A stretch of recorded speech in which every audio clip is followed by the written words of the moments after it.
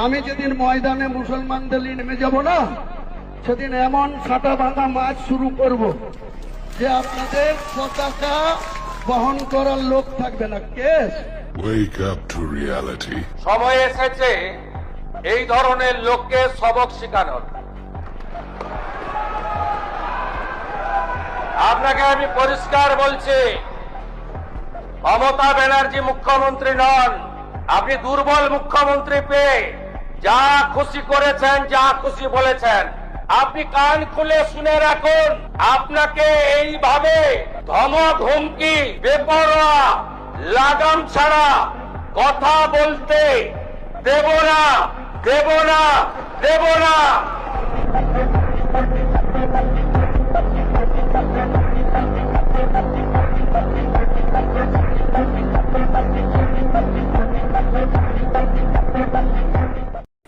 আমাদের ভিডিওটি ভালো লেগে থাকলে লাইক করবেন, শেয়ার করবেন এবং আমাদের চ্যানেলটিকে সাবস্ক্রাইব করতে একদম ভুলবেন না।